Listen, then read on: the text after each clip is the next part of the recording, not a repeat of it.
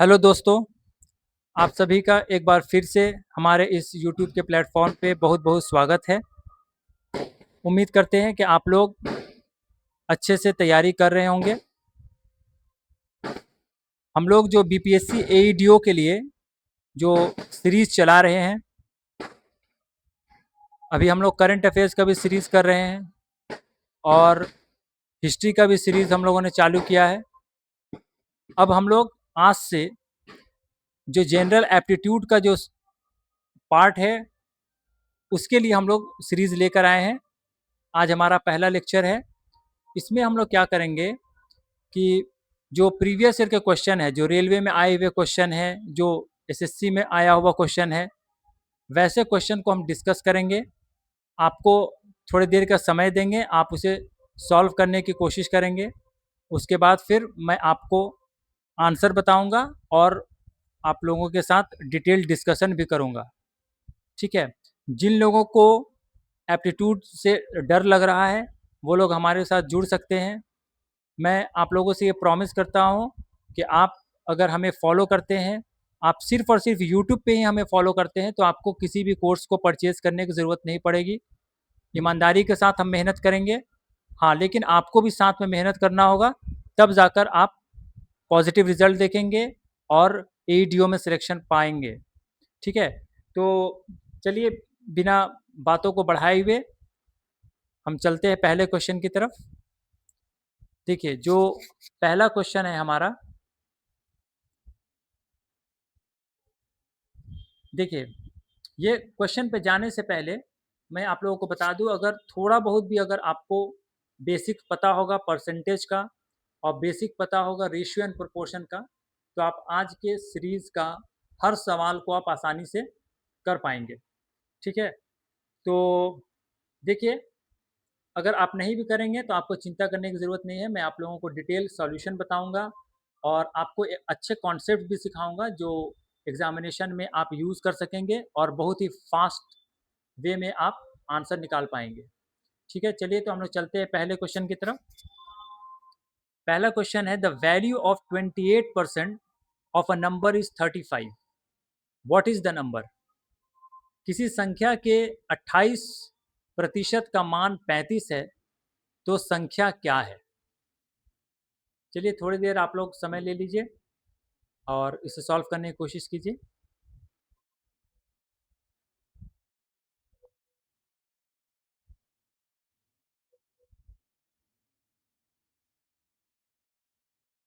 चलिए, आप लोग ट्राई कीजिएगा इसे। मैं आप लोगों को सॉल्व करना सिखाता हूँ और फिर जब हम लोग मॉक टेस्ट लेकर आएंगे, तब फिर आप लोगों से मैं रियल टाइम वॉच लगा दूंगा और फिर आप लोगों से सॉल्व कराऊंगा। ठीक है। तो देखिए, ये क्वेश्चन को बनाना है तो आपको ये पता होना चाहिए कि किसी भी क्वेश्चन को बनाने के अनेक तरीके हैं, लेकिन आपको बेस्ट मेथड अडॉप्ट करना है, तभी आप सिलेक्शन पा सकते हैं। क्योंकि अगर आप देखिएगा तो ये क्वेश्चन तो जो 5 क्लास 6 क्लास का बच्चा है वो भी सॉल्व कर सकता है, लेकिन आपको स्मार्ट वे में बेस्ट टेक्निक लगाकर आपको सॉल्व करना है जितने भी क्वेश्चन हम डिस्कस करने वाले हैं, जिससे आपका समय का बचत हो और आप एक्यूरेटली आंसर तक पहुंच पाएँ। ठीक है। देखिए, ये क्वेश्चन क्या कह रहा है कि the value of 28% of a number is 35। तो सिंपल सी बात यह है कि किसी भी नंबर का 28% जो है वो 35 है। 28% का वैल्यू कितना है? 35 है। तो पूछ रहा है कि नंबर क्या होगा? तो कोई भी नंबर अपने आप का 100% होता है, इजंट इट? इसमें कोई डाउट है? कोई भी नंबर अपने आप का 100% होता है। तो 28% की वैल्यू अगर 35 है, तो 100% की वैल्यू क्या होगी? यही तो सवाल है। ठीक है। तो इसका आंसर आपको हो जाएगा 35/28 इंटू 100। जब आप इसे सॉल्व करेंगे तो 4 7 28, 4 25 और 7 5 35। 25 इंटू 5 इज 125। तो इसका राइट आंसर हो जाएगा 125। ठीक है। चलिए, हम लोग अगले क्वेश्चन की तरफ चलते हैं। If a number becomes equals to its 109% after increasing by 36, then what is that number? कोई संख्या 36% कोई संख्या 36 बढ़ने के बाद अपने 109% के बराबर हो जाती है, तो वह संख्या क्या है? इसको सिंपल ऐसे समझिए आप कि वो ये कह रहा है कि किसी भी नंबर को 36 से बढ़ा रहे हैं तो वो 109% हो जा रहा है। मतलब क्या हो रहा है कि इंक्रीज कितना का हो रहा है? 36 का। नंबर में इंक्रीज हो रहा है 36 का, और वो परसेंटेज में इंक्रीज हो जा रहा है 9%, क्योंकि 100% तो नंबर खुद ही था, और जब 36 इंक्रीज किया तो 9% का इंक्रीज हो गया। यहाँ पे ये कह रहा है। तो फिर नंबर पूछा गया है, तो फिर हमसे ये पूछ रहा है कि 100% का वैल्यू क्या होगा। तो ऐसे केस में आप सिंपली आप यूनिटरी मेथड लगाएंगे। 36/9 इंटू 100, 9 4 द 36, आंसर हो जाएगा 400। ठीक है, उम्मीद कर रहे हैं कि आप समझ पा रहे होंगे। जितने भी क्वेश्चन मैं डिस्कस कर रहा हूँ सब रेलवे में पूछे गए सवाल हैं, तो आप ये ना समझें कि क्वेश्चन का क्या लेवल है और आप इसके एग्ज़ाम में पूछे जाने की संभावनाओं को नकार नहीं सकते हैं। ठीक है, तो चलिए हम लोग नेक्स्ट क्वेश्चन की तरफ चलते हैं। 25% ऑफ अ नंबर ऑफ 66.67% होगा यहाँ पे, of 80% of 75% is 5213, find 40% of that number. ये पूछा गया है कि किसी संख्या के 25% का, 66.67% का, 75% का, 80% 5213 है, तो उस संख्या का 40% ज्ञात कीजिए। इसमें मैं आप लोगों को बहुत अच्छे कॉन्सेप्ट भी दूंगा और आप लोगों को बहुत अच्छे से सॉल्व भी करना सिखाऊंगा। ठीक है, तो इसको देखिए, आपको सबसे पहले ये समझना है कि आपको याद होना चाहिए, जैसे 1/2, अगर कहीं पर आप 50% देख रहे हैं तो आपको इसका फ्रैक्शन याद होना चाहिए कि ये 1/2 होता है। कहीं पर अगर आप 33.33% देख रहे हैं तो आपका फ्रैक्शन याद होना चाहिए कि ये 1/3 होता है। कहीं पर आप अगर 66.67% देख रहे हैं तो आपको याद होना चाहिए कि ये 2/3 होता है। ठीक है, तो ये चीज़ आपको याद कर लेना है। तो आप यहाँ पे देखेंगे कि इस चीज़ को हम कैसे इस्तेमाल करते हैं। ठीक है, यहाँ पे ये कहा गया है आपसे कि जो क्वेश्चन है वो ये कह रहा है कि कोई एक नंबर है, नंबर को मैंने x मान लिया, उसका 25% को हम लिख सकते हैं 1/4, उसका 66.67% जिसे हम लिख सकते हैं 2/3, उसका 80% उसे हम लिख सकते हैं 4/5, और 75% को हम लोग फ्रैक्शन में लिख सकते हैं 3/4। उसकी वैल्यू दी हुई है 5213। ठीक है, तो हम लोग पहले x का वैल्यू निकाल लेते हैं। यही तो पूछ रहा है कि नंबर क्या है, नहीं सॉरी, ये पूछ रहा है कि उस नंबर का 40% क्या होगा। तो पहले हम लोग नंबर निकाल लेते हैं, उस x की वैल्यू निकाल लेते हैं, फिर उसका हम लोग 40% निकाल लेंगे तो आंसर हम लोगों को मिल जाएगा। ठीक है, तो देखिए यहाँ पे अगर आप इसे कट करेंगे तो ये कट हो जाएगा, ये कट हो जाएगा, 2 2 जा 4 हो जाएगा, मतलब नीचे में 10 बचा है। x की वैल्यू 52130 हो जाएगा। x की वैल्यू हमें मिल गई। अब इसी का 40% हमें निकालना है, तो 40/100 इंटू 52130, इसे कट कर ले, इसे कट कर ले, इसे कट कर ले। देखिए कभी कभी आप ऑप्शन को पिक करना सीखिए। यहाँ पे मल्टीप्लाई हम पूरा ना करके हम क्या करेंगे कि यूनिट डिजिट से आंसर देने की कोशिश करेंगे कि यूनिट डिजिट से कैसे हम आंसर दे लें। यहाँ पे क्या होगा कि देखिए 3 को जब हम 4 से मल्टीप्लाई करेंगे तो 12 होगा, मतलब यूनिट डिजिट 2 होना चाहिए। लेकिन देखिए यहाँ पे एग्जामिनर ने क्या किया है कि सभी का यूनिट डिजिट 2 ही रखा है, तो फिर आप यूनिट डिजिट से इसका आंसर नहीं दे पाएंगे। ठीक है, तो हम लोग क्या नेक्स्ट क्या करेंगे, हम लोग इसका आंसर डिजिट सम से निकालना चाहेंगे। डिजिट सम में क्या है कि आप शॉर्ट में ये समझ लीजिए कि 9 जो है, 9 को हम लोग 0 मान लेते हैं। जब जोड़कर 9 आएगा तो उसे हम लोग 0 मान लेंगे, और कभी भी आपका जो ऑप्शन है उसका डिजिट सम और जो आप यहाँ पर कैलकुलेशन कर रहे हैं उसका डिजिट सम बराबर होगा। ठीक है, तो क्या करेंगे इसमें कि आप देखिए, अगर सिंपल वे में अगर देखें तो आप तो पहले मल्टीप्लाई कर लीजिए, आंसर बता लीजिए। लेकिन यहाँ पे क्या होगा, जैसे देखिए यहाँ पे क्या होगा, 21852, 8 और 1 9, तो 0 हो गया।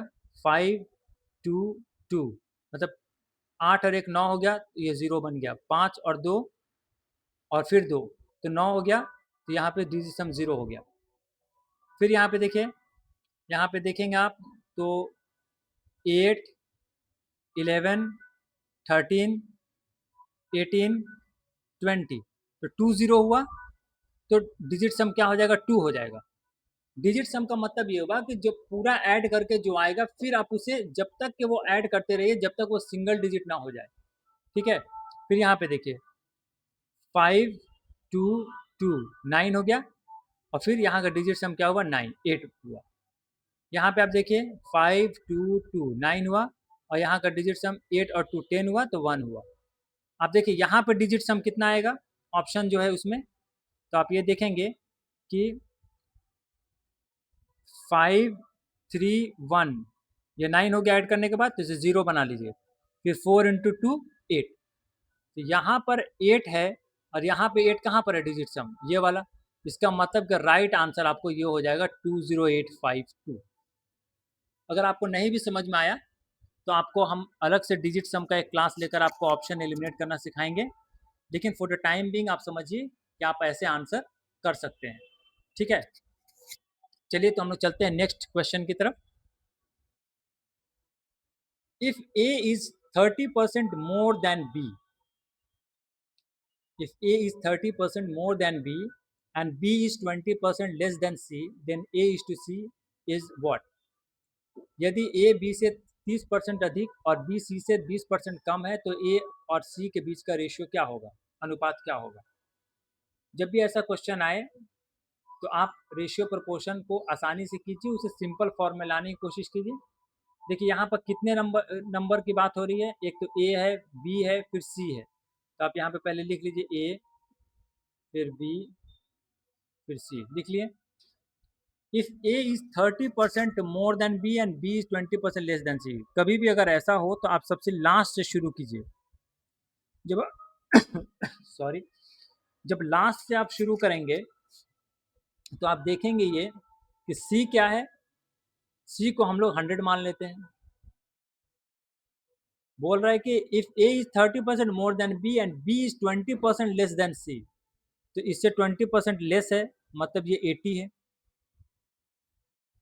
और ए इज 30% मोर देन बी, मतलब इससे 30% ए ज़्यादा है, इसका 30% कितना होगा, 24, तो 104 हो जाएगा। ठीक है, अब क्या हो गया कि हम लोग अब इसे कट करने की कोशिश करेंगे। यहाँ पे क्या होगा, 252 जा, 240 जा, 250 जा, फिर 226 जा, 220 जा, 225 जा। किसके किसके बीच रेशियो पूछ रहा है, वो ए और सी के बीच में पूछा है, तो ए 26 है, सी 25 है, मतलब आंसर 26:25 हो जाएगा। ठीक है, अब अगले क्वेश्चन की तरफ चलते हैं। the number x and y are such that x is to y is 4 is to 5. If x is 20% more than z, then by how much will y be more than z? इसको हम दो तरीके से आप लोगों को बताएंगे, ठीक है। एक तो है कि आप इसे जो एक कन्वेंशनल मेथड है उससे आप बना सकते हैं, x by y is equals to 4/5, और फिर उसके बाद आप अकॉर्डिंग टू क्वेश्चन करके कि x is 20% more than z, हाँ, x is 20% more than z, मतलब x is equals to 120% of z, और फिर उसके बाद आप दोनों को सॉल्व करके आंसर लाके आप देख सकते हैं। लेकिन हम लोग इसको क्या करेंगे, कभी भी अगर किसी क्वेश्चन को सिंपल वे में बनाना होता है तो हम लोग रेशियो प्रोपोर्शन का यूज़ करते हैं, इसीलिए हम लोग रेशियो प्रोपोर्शन को यूज़ करेंगे इस क्वेश्चन में। देखिए कैसे हम लोग रेशियो प्रोपोर्शन को यूज़ करते हैं। पहले इसको हम डिलीट कर देते हैं।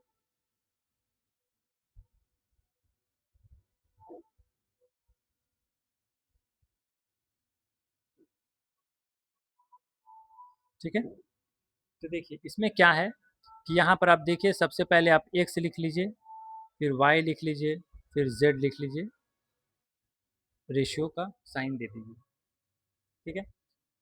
देखिए यहाँ पर सिंपल एक्स और वाई के बीच का रेशियो दिया हुआ है 4:5, और जो हमें करना है वो जेड के लिए ही मुश्किल है। तो क्या है कि एक्स जो है वो 20% मोर देन जेड है। मतलब अगर आपको समझाने के लिए मैं बताऊं कि अगर जेड जो है अगर 100 है तो एक्स जो है 120 है, यही तो बोला जा रहा है, यही बोला जा रहा है। तो इसका मतलब ये हुआ कि 120 की वैल्यू 4 है, 120 का वैल्यू 4 है, तो 100 का वैल्यू कितना होगा, तो आप ऐसे करके निकाल सकते हैं 4/120 इंटू 100, इसको आप ऐसे कर दीजिए 4/3, मतलब 10/3 इसकी वैल्यू आ गई। लेकिन ये फ्रैक्शन में है, थोड़ा ठीक नहीं लग रहा है, तो इसलिए हम लोग क्या करेंगे कि 3 से सभी को मल्टीप्लाई कर देंगे, 3 से सभी को मल्टीप्लाई कर देंगे इंटू 3 इंटू 3 इंटू 3, ठीक है। अब क्या हो गया, ये 12 हो गया, ये 15 हो गया, और ये आपको 10 हो गया। क्या पूछ रहा है कि how much will y be more than z। तो देखिए y कितना है 15 है, z कितना है 10 है, तो y कितना ज़्यादा है, 5 ज़्यादा है, किससे, z से। परसेंटेज निकालना है आप, 10 10 100, तो आंसर आपको 5 इंटू 10 50, आंसर आपको 50% हो जाएगा, ठीक है। चलिए हम लोग चलते हैं अगले क्वेश्चन की तरफ।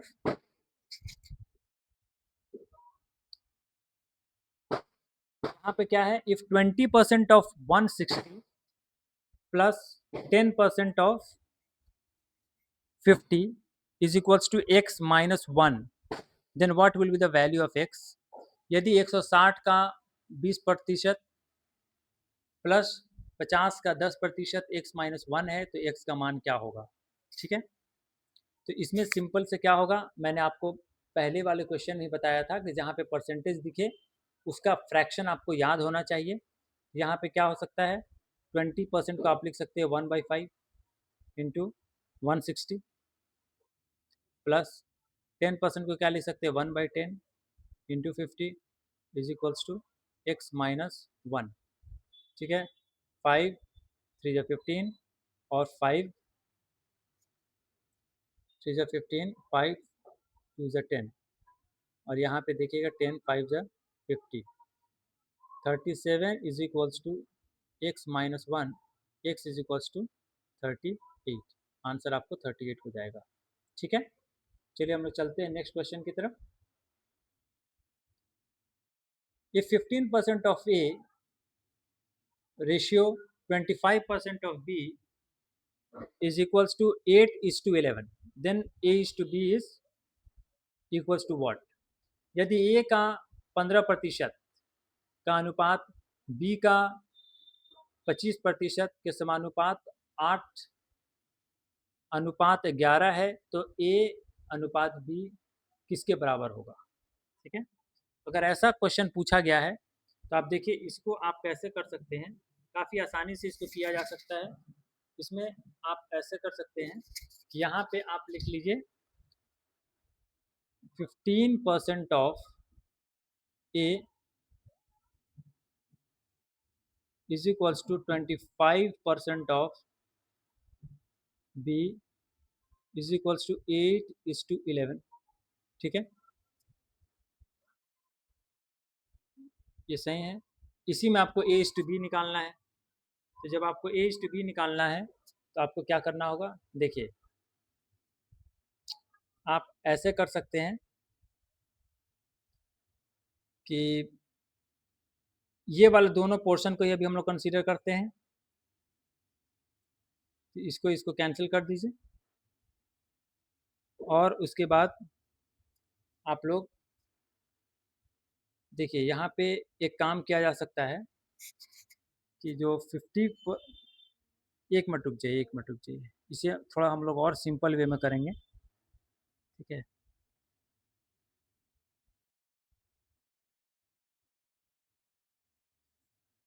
इसको हम लोग ऐसे बना सकते हैं,